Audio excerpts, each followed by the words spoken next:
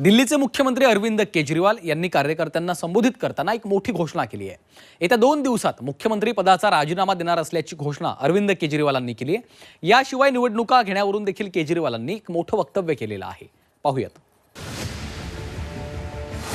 येत्या 2 दिवसात राजीनामा देणार, अरविंद केजरीवालांचं राजीनामास्त्र। महाराष्ट्रासोबत दिल्लीची निवडणूक घ्या, केजरीवालांची मागणी। दिल्लीचे मुख्यमंत्री अरविंद केजरीवालांनी एक मोठी घोषणा केल्यानं चर्चांना उधाण आलंय। येत्या 2 दिवसात मुख्यमंत्री पदाचा राजीनामा देणार असल्याची घोषणा केजरीवालांनी केली आहे। जनतेच्या दरबारात जाणार आणि जनतेचा निर्णय येईपर्यंत खुर्चीवर बसणार नसल्याचं केजरीवालांनी सांगितलंय। आपल्या जागी तोपर्यंत दुसरं कोणीतरी बसेल असंही त्यांनी स्पष्ट केलंय। 2 दिन के बाद, आज से 2 दिन के बाद मैं सीएम की कुर्सी से इस्तीफा देने जा रहा हूं।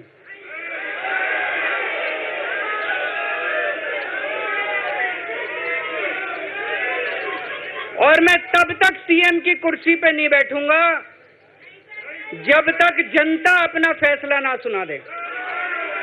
मैं जनता के बीच में जाऊंगा, गली गली में जाऊंगा, घर घर में जाऊंगा, और जब तक जनता अपना फैसला ना सुना दे कि केजरीवाल ईमानदार है, तब तक मैं सीएम की कुर्सी के ऊपर नहीं बैठूंगा। अरविंद केजरीवालांनी राजीनाम्याची घोषणा करतानाच एका मोठ्या मुद्द्याला हात घातलाय। येत्या काळात महाराष्ट्राच्या विधानसभेच्या निवडणुका होत आहेत, त्याच सोबत दिल्लीतही निवडणुका घ्याव्यात अशी विनंती केजरीवालांनी केली आहे। फरवरी में चुनाव है।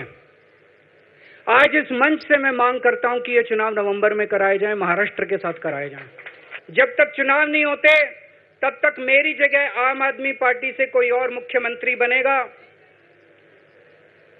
अगले 2-3 दिन के अंदर विधायक दल की मीटिंग होगी और विधायक दल की मीटिंग में अगले मुख्यमंत्री के नाम का तय किया जाएगा।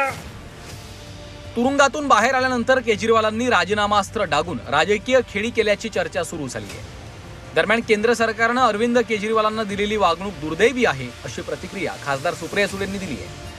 केजरीवाल जेलमध्ये असताना आरोग्यासंदर्भात केंद्र सरकारनं हलगर्जीपणा केला असा आरोपही सुळेंनी केलाय।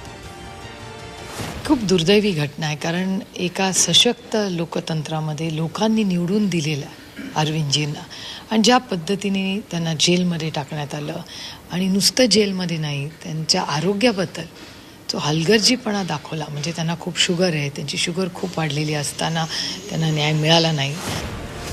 कथित मद्य घोटाळ्याप्रकरणी अरविंद केजरीवाल तुरुंगात होते। तुरुंगातनं बाहेर येताच केजरीवालांनी आता जनतेच्या न्यायालयात जाण्याची भाषा केली आहे। भाजपनं खोट्या आरोपाखाली आपल्याला तुरुंगात पाठवल्याचा दावा देखील त्यांनी केलाय। त्यामुळे केजरीवाल जनतेच्या न्यायालयात जाऊन भाजपची अडचण तर करणार नाहीत ना, अशाही चर्चा सुरू झाल्या।